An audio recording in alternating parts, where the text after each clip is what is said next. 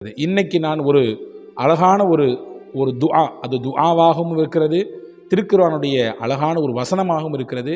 இன்னும் கூடுதலாக ஹஜ்ரத் மூசா அலைஹிஸ்ஸலாம் ஓதிய ஒரு அற்புதமான துஆ, இதை நான் சொல்ல போகிறேன். இதை முழுமையாக கேளுங்கள். இந்த துஆவை ஓதுவதன் மூலமாக என்ன பலன் கிடைக்கப் போகிறது? திருமணமாகாதவர்களுக்கு திருமணம் நடப்பதற்கு வாய்ப்பு இருக்கிறது. வேலை வாய்ப்பை எதிர்பார்த்து கொண்டிருக்கக்கூடியவர்களுக்கு வேலை வாய்ப்பு கிடைப்பதற்கு வாய்ப்பு இருக்கிறது.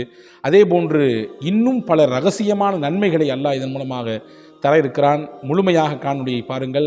நான் சதகத்துல்லா பாக்கவி மீண்டும் உங்களை சந்திப்பதிலே மகிழ்ச்சி அடைகிறேன். உங்களுக்கான தேவையை எது என்ன என்பதை நீங்கள் கமெண்ட்ஸிலே அவசியம் பதிவு செய்யுங்கள், அதுவும் கவனிக்கப்படும். அன்புக்குரியவர்களே, எகிப்திலிருந்து மூசா அலைஹிஸ்ஸலாம் மதியன் என்ற நகரத்திற்கு வருகிறார்கள். அதன் பின்னணியிலே ஒரு நீண்ட பெரிய வரலாறு இருக்கிறது. உயிர் அபயம் தேடி, பாதுகாப்பை தேடி, அல்லாஹ் சிறந்த வழியை காட்ட வேண்டும் என்பதை நாடி ஒரு பிரச்சனையில் போய் தலையிட்டு அங்கே தீர்வை கொடுக்க போய் அது வேறு விதமாக பிரச்சனையாக திரும்பி கடைசியிலே மூசா அலைஹிஸ்ஸலாம் அவர்கள் எகிப்திலேயே இருக்க முடியாத அளவிற்கு கொலை குற்றவாளியாக அறிவிக்கப்பட்டு அரசின் மூலமாக தேடப்படவும் செய்கிறார். இப்பொழுதுதான் அவர்கள் எகிப்திலிருந்து கிளம்பி பக்கத்தில் இருக்கக்கூடிய மதியன் என்ற நகரத்திற்கு வருகிறார்கள். மதியனுக்கு வந்தால் இங்கே ஊரில் யாரும் தெரியாது, பெருசாக அறிமுகம் யாரும் கிடையாது, எங்கே போகிறது தெரியாது, அடுத்த வேலை எங்கே தங்குறது தெரியாது, என்ன வேலை பார்க்க போகிறோம் தெரியாது, அடுத்த வேலை சாப்பாடு என்ன தெரியாது. ஆனாலும் அல்லாஹ்வின் வழிகாட்டுதல் நிச்சயம் கிடைக்கும் என்ற நம்பிக்கையோடு வருகிறார்.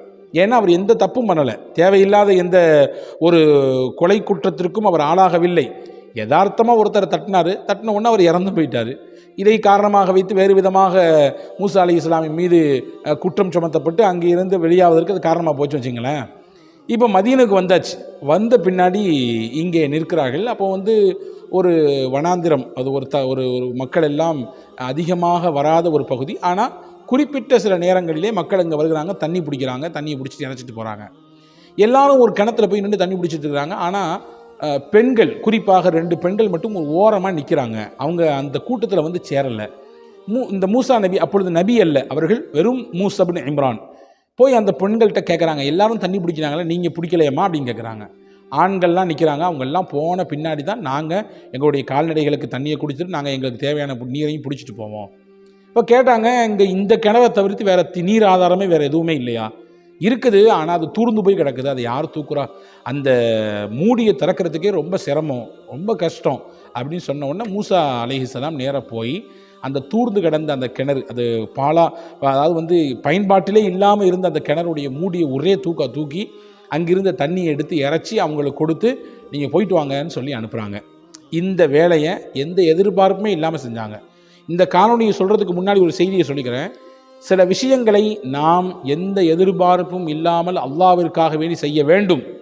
எதை செஞ்சாலும் 4 ரூபா இதில் நமக்கு கிடைக்குமா, இதில் எந்த புண்ணியம் இல்லைன்னா நம்ம இதில் தலையிடணும், நமக்கு எந்த பெனிஃபிட் இதில் இல்லை, பின்னையே அதில் போய் நம்ம மூக்க நினைக்கணும் அப்படின்னு சொல்லி நினச்சிட்டு ஓரத்துலேயே உட்காரக்கூடாது. சில விஷயங்கள் எதிர்பார்ப்பு இல்லாமல் செய்ய வேண்டும். சில விஷயங்கள் அல்லாஹ் இதற்கு கூலி தருவான் என்ற தியாகத்தோடு வெளிப்படுத்த வேண்டும். அப்படி வெளிப்படுத்தினால் நிச்சயம் அதற்கு அல்லாஹ் தரக்கூடிய வெகுமானம் இருக்கிறதே, சன்மானம் இருக்கிறதே, அது உள்ளபடியே வேறு லெவலில் இருக்கும். இப்போ மூசா அலைஹிஸ்ஸலாம் செஞ்சு கொடுத்துட்டாங்க. இவங்க இந்த பிள்ளைங்க எல்லாம் போயிடுறாங்க. இந்த பிள்ளைங்க சாதாரண பிள்ளைங்க இல்லை, ஷுஐப் என்ற நபி அந்த காலத்தில் வாழ்ந்தார்கள், அந்த நபியினுடைய பிள்ளைகள். இவங்க போனாங்க, அப்பாட்ட போய் சொல்கிறாங்க, இந்த மாதிரி நாங்கள் இன்றைக்கி சீக்கிரமாக வந்துட்டோமே, எங்களை கவனிச்சிங்களா? ஆமாம், இன்றைக்கி ரொம்ப சீக்கிரமாக வந்துட்டீங்களா, எப்போவுமே லேட்டாக வருவீங்களா? இல்லை, இந்த மாதிரி விஷயம், இந்த மாதிரி ஒரு வாலிபர் நின்னார், அவர் தான் ஹெல்ப் பண்ணி கொடுத்தாரு. அப்போ உடனே அப்பா கூப்பிட்டா, அப்பா சொன்னார், இந்த மாதிரி அவர் கூட்டுவாங்க, நம்ம ஏதாவது அவருக்கு சன்மானம் கொடுப்போம், கிஃப்ட் கொடுக்கலாம் அப்படின்னு சொல்கிறாங்க. இப்போ அந்த பிள்ளைங்க வந்தாங்க, கூப்பிட்டாங்க, போனாங்க. அப்படிங்கிறது அடுத்த கட்டம். இப்போ அந்த தண்ணி எடுத்து கொடுத்துட்டு ஒரு நல்ல அமலை செஞ்சுட்டு ஒருத்தருக்கு உதவி செஞ்சு முடிச்சுட்டு மூசா என்ற அந்த இளைஞர் அல்லாஹ்விடத்திலே ஒரு துவா செய்தார். அதுதான் இன்னைக்கான நமக்கு துவா. ரப்பி இன்னி லிம அன்ஸல்த இலைய மின் ஹைரின் ஃபகீர். இன்ஷா அல்லாஹ் இந்த துவா குர்ஆனுடைய வசனம்தான்.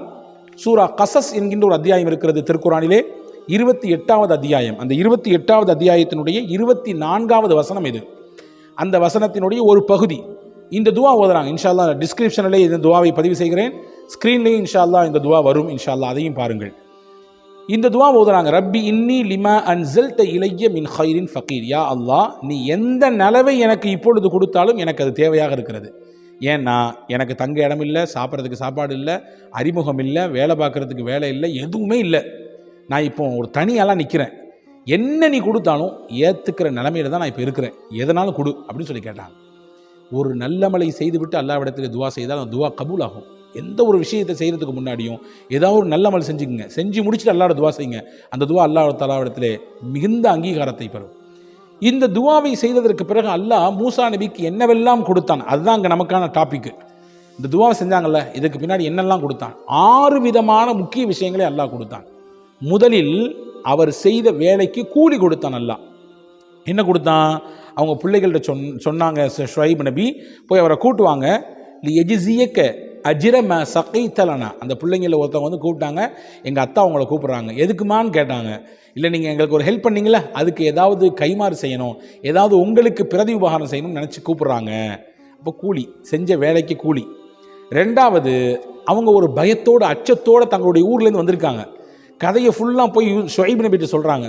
சொன்ன உடனே ஷுஐப் நபி சொன்னாங்க, ஃபலம்மா கஸ்ஸ அலைஹில் கஸஸ் கால லா தகஃப், எல்லா கதையும் கேட்டு பிடிச்சோன்னா பயப்படாதீங்க, நஜௌத மினல் கௌமி ஸாலிமீன், அநியாயம் செய்யக்கூடிய கூட்டத்தினர்கள் இங்கு யாரும் வரமாட்டார்கள், உங்களுக்கு அவர்களால் எந்த தொந்தரவும் கிடையாது, அதிலிருந்து நீங்கள் விடுதலை பெற்று விட்டீர்கள், பாதுகாப்பட்டு விட்டீர்கள்.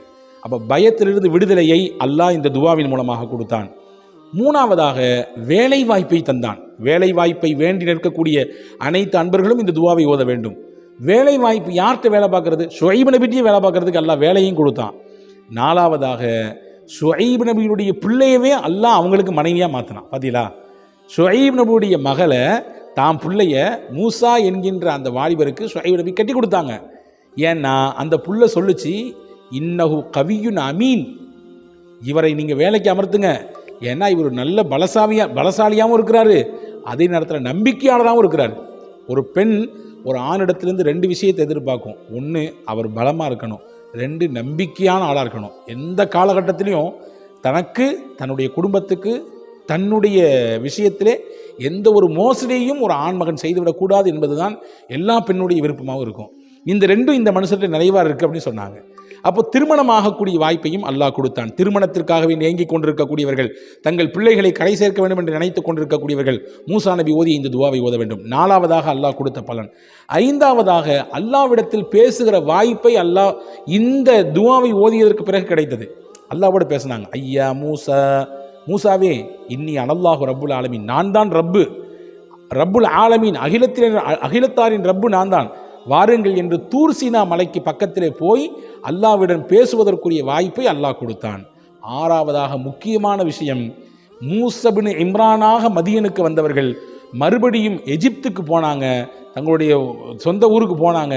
திரும்பி போகும்போது எப்படி போனாங்கன்னா, மூசா ரசூலுல்லாஹ் போனாங்க, ரிசாலத் என்கின்ற தூதுத்துவத்தையும் வாங்கி கொண்டு போனார்கள். இப்படியான 6 விதமான சிறப்பு, துன்யா மற்றும் ஆஹிரா, இந்த 2 விதமான சிறந்த பலனையும் அல்லாஹ் இந்த துவாவுக்கு பிறகு மூசா அலைஹிஸ்ஸலாமுக்கு ஒவ்வொன்றா கொடுத்தா. கேட்டாங்களா, நீ என்ன கொடுத்தாலும் வாங்குறதுக்கு தகுதியாக நான் இப்போ இருக்கேன்னு சொன்னாங்க. அல்லாஹ்வின் மீது நம்பிக்கை வைத்து கேட்டார்கள். அல்லாஹ் திருமணத்தை கொடுத்தான், வேலை வாய்ப்பை கொடுத்தான், செய்ததற்கு கூலியை கொடுத்தான், அபயத்தை, நிம்மதியை கொடுத்தான். இன்றைக்கி எத்தனை நபர்கள் நிம்மதி இல்லாமல் தவித்து கொண்டிருக்கிறார்கள். பிள்ளைகளுடைய செயல்பாடினால், வேறு ஏதாவது தொழில் ஏற்பட்ட நஷ்டத்தினால், அல்லது பிள்ளைங்க இந்த மாதிரி தப்பான வழிக்கு போயிட்டாங்க, அதனால் பெரிய மன உளைச்சல் நான் உட்கார்ந்துருக்கேன், இதற்கு எங்களுக்கு என்ன தீர்வுன்னு கேட்குறாங்க.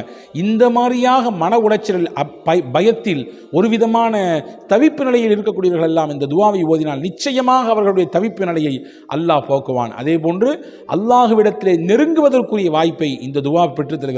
மூசா அலைஹிஸ்ஸலாம் நெருங்கினார்கள், பேசினார்கள். அல்லாஹ்விடத்திலிருந்து உயர்தரமான சன்மானமாக இருக்கக்கூடிய ரிசாலத் என்கின்ற தூதுத்துவத்தையும் பெற்றார்கள். வல்ல அல்லாஹ் இதை ஓதுவதற்கும் இதை பின்பற்றி வாழ்வதற்கும் உங்களுக்கும் எனக்கும்